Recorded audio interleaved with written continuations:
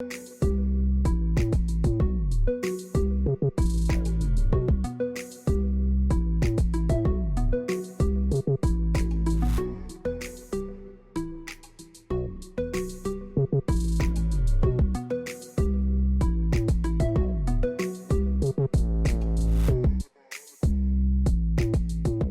Monday, February 4, the start of a new week. Here's what's happening. President David Granger says Guyanese must not be daunted by the outcome of the December 21, 2018 vote, but rather galvanize for what will be a resounding victory at the next general and regional elections. More from Alexis Rodney. Addressing a massive crowd on Sunday at Linden, West Coast, Demerara, President Granger said the government is faced with a challenging situation, although not of its own making. However, he said there have been hurdles in the past that were overcome, and Guyana will rise to this challenge again. The Speaker has spoken. We respect the Speaker. And we have spoken. We have gone to the court. But we have met with the leader of the opposition who agrees that the National Assembly has work to do. So I have not dissolved Parliament and I have not resigned. There is no such thing as interim government. There is no such thing as caretaker government. I remain president until the next president is sworn in. The president said over 207,000 Guyanese went to the polls in May 2015 and registered their support for the coalition government. The same must be done this time around. The work, he said, must be completed. You elected us to do a job. Let us finish the job.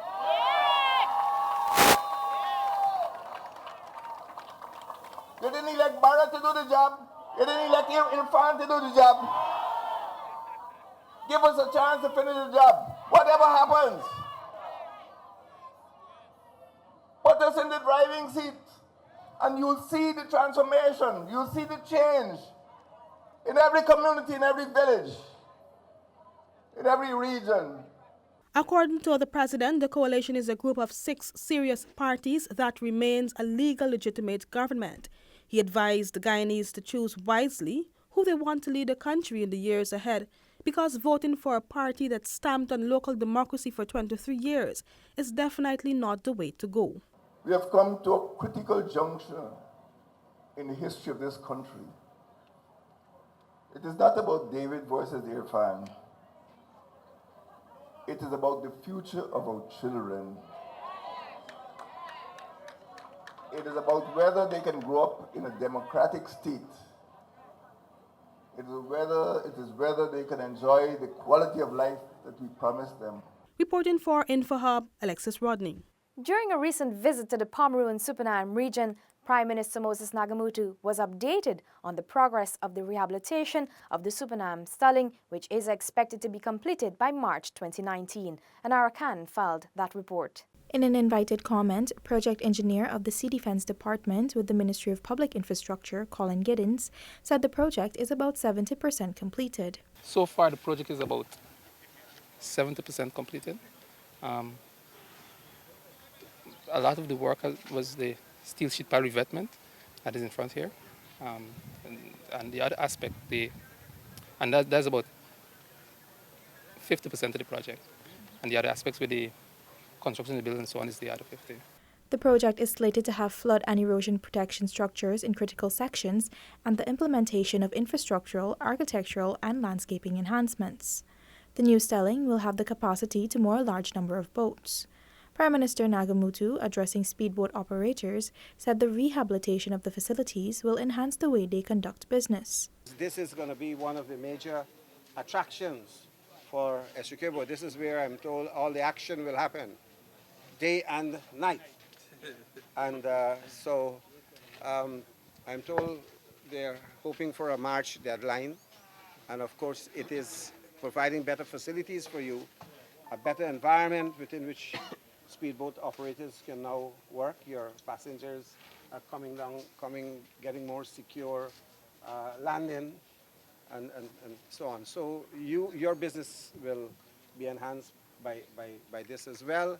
And I hope that you give the authorities your full cooperation and support in this period while the construction is going on. To date, over $123 million has been identified for the project, of which $89 million will be provided by the ministry and the remaining $34 million by the regional administration. It will see the construction of modernized vending units, arrival and departure facilities for speedboat passengers, and boarding facilities that will cater for elderly persons and those living with disabilities. Once completed, the project will be managed jointly by the Regional Democratic Council and Good Hope Pomona Neighborhood Democratic Council. For InfoHub, Anarakan. Over the weekend, a team of government ministers visited the mining town of Linden, spending the day listening to concerns raised by residents with the intent of crafting tangible solutions. Delicia Haynes was there and filed this report. 9 ministers of government and Region 10 members of parliament representing the APNU-AFC coalition visited several communities across Linden. Visiting the 1 Mile Wisma area was Minister of Public Telecommunications, Catherine Hughes. The more and more I walked around, the more I realized that in some respects our regional systems are not working as efficiently as they should. And this, of course, I think is because we don't have a history of having local government elections, so it's a slow process. But we got a lot of positives. We got a lot of people doing amazing things. You know, I just came from a nursery. We saw a really great bakery hiring about 15 people. We saw companies and groups of individuals doing good things.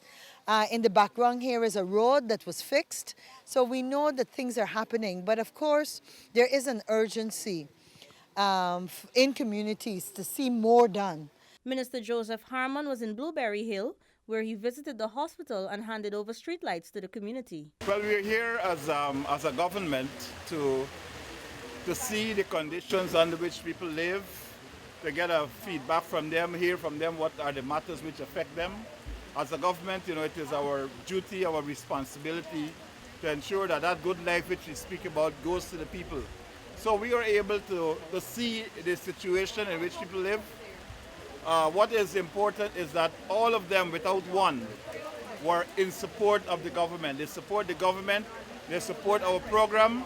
Their concern is that the program is not being developed as fast as they could.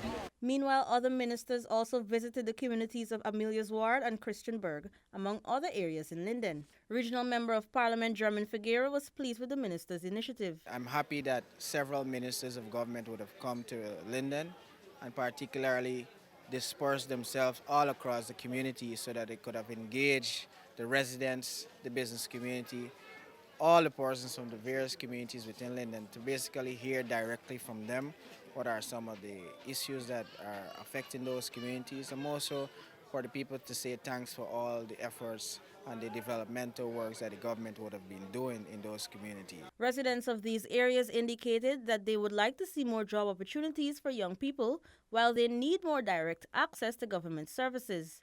More importantly, they told the ministers that they wish to be apprised of the beneficial programs and projects slated for the area. The ministers spearheading the visit to Linden were Ministers Joseph Harmon, Winston Jordan, Amna Ali, Catherine Hughes, Dr. Nicolette Henry, Jaipal Sharma, Annette Ferguson, Valerie Garrido-Low, and Keith Scott. For InfoHub, Delicia Haynes. Minister of Business Dominic Gaskin also paid a visit to the town of Linden. While there, he met with entrepreneurs who benefited from grants and loans from the Small Business Bureau. More in this report. Several Linden small business owners who benefited from grants and loans through the Small Business Bureau are creating more employment opportunities for members of their communities. These businesses were visited by the Minister of Business, Dominic Gaskin, on Friday last. One such small business, 104.3 Power Guyana FM, in operation since 2013, is owned and operated by the proprietor Haslin Graham and his team. Graham spoke to InfoHub about the benefits the loan has afforded him. The process of the Small Business Bureau, they have been very, very helpful. We think that they are much needed in our community also in order to help bridge the businesses with the government and these other in the Linden agencies for our success.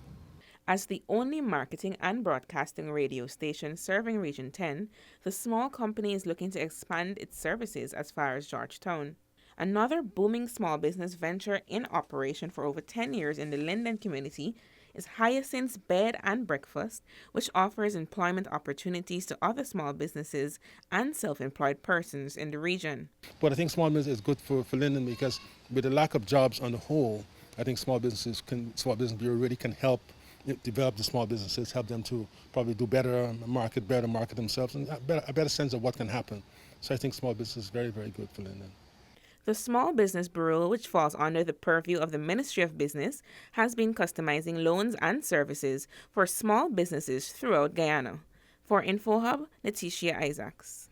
Still to come, GRA rakes in $200 billion in revenues for 2018, and Minister Jordan meets with General Contractors Association. This and more when we return. Stay with us. The future of Guyana has never looked better. Our nation is on the cusp of a development program like never seen before. While Guyana is now emerging as an energy giant through the discovery of massive reserves of oil and natural gas, it is your government's intention that the huge benefits emerging from this will go where it matters most, to you, the people of this beloved country. There is a surge of confidence in the way Guyana is governed once again, and the level of investor interest is unprecedented. Guyana is poised to become the breadbasket of the region, and the pace at which this nation will grow through prudent fiscal management will be nothing short of impressive. But more than anything else will be the way every Guyanese, regardless of color, class, or creed, becomes a part of this historic period of national transformation, sharing in the wealth and well-being of it all as one Guyana.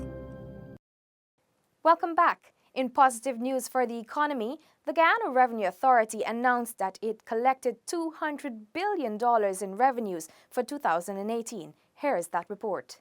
The Guyana Revenue Authority's Commissioner General Guthrie Stacia made this disclosure during a press conference on Friday. Of the $198.7 billion received in 2018, internal revenue was $88 million, Customs and Trade Administration $23 million, and value-added tax and excise tax $199 million. We had actually budgeted to collect 181 million, and we collected 198.7, right? And when you compare that with 2017, you could see, because the 2017 figure was how much, was kind of 171 million. That is 27 billion more than 2017. The Commissioner General also disclosed that a sum of $15 billion in arrears were collected, and of this amount, $7 billion resulted from the tax amnesty. For cases that we would have won, I think we would have just over $5 billion.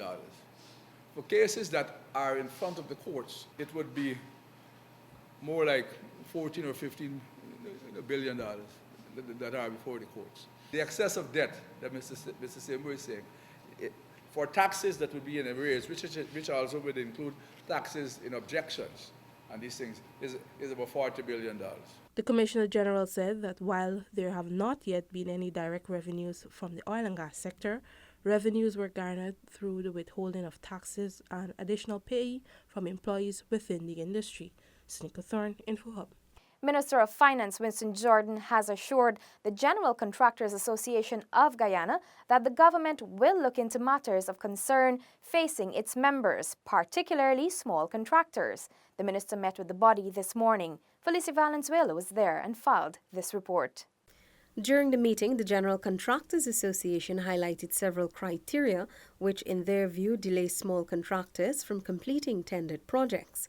Better provisions should be placed to newcomers, that's contractors that are now entering the system. We do not have financial and complete statements. For example, we cannot provide statements of financial insurance, example, bid bonds, and in some cases, there were association where one member would put up a transport so that 3 members can participate in several projects, and that is a risk.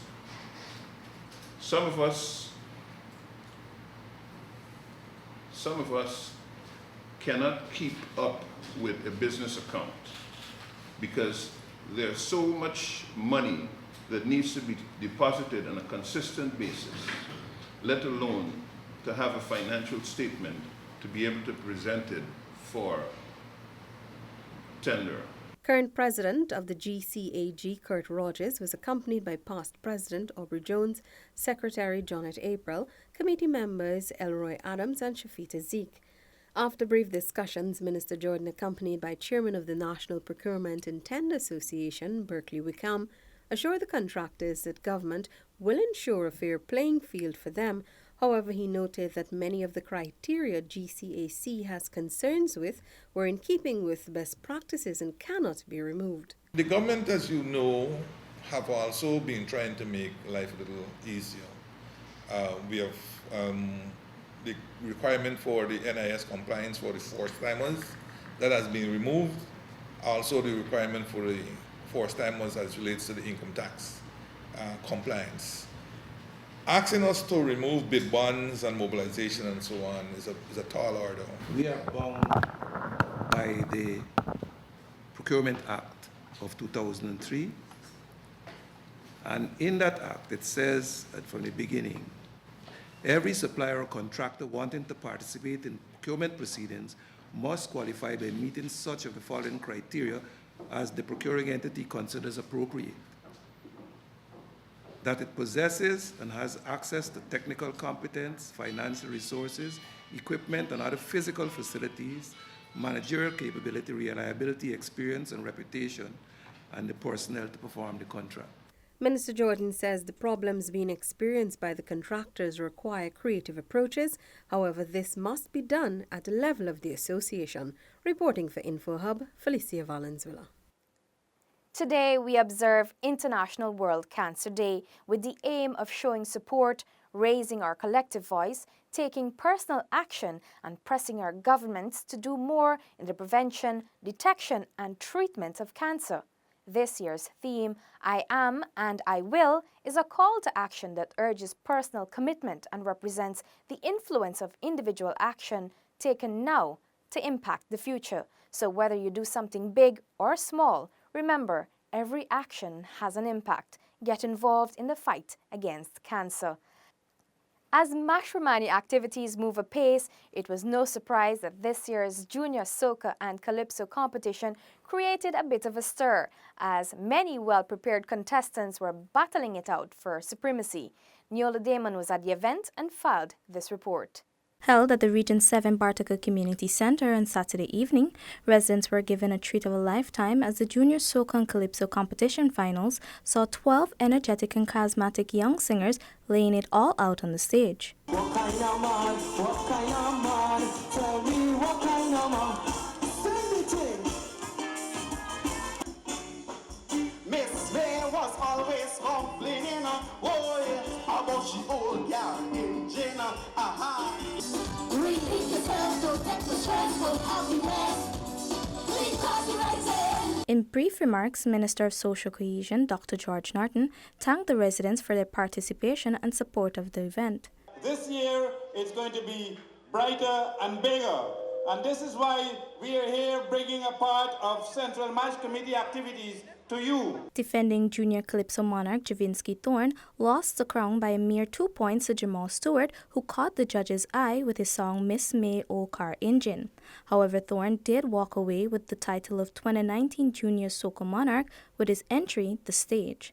Speaking with InfoHub, both of the newly crowned Junior Soca and Calypso monarchs said that they were happy with their performances and placement. We feel energetic, we lit. We went on there and we did our best. We lit up the soca stage tonight. We did it. It was wonderful experience. First year getting the first place. I know I would have got the crown this year. So I feel great. I can't wait. Can't wait for next year competition again. The adult competitors will first face off in the Banks Calypso semifinals at the number 53 Village Union Community Center ground on February 8th. Then at the Carib Soca Monarchs semifinals on February 9th at the Linden Georgetown Municipal Bus Park in Region 10. The final showdowns for the Senior Calypso and Soca crowns will be held on February 15th and 16th respectively. Neola Damon, InfoHub. Thanks, Neola. That's all for this evening. Connect with us on WhatsApp, like and subscribe to our Facebook page for notifications. You can also follow us on Instagram for updates and visit our website at dpi.gov.gy. Your bridge and weather reports are up next. Goodbye.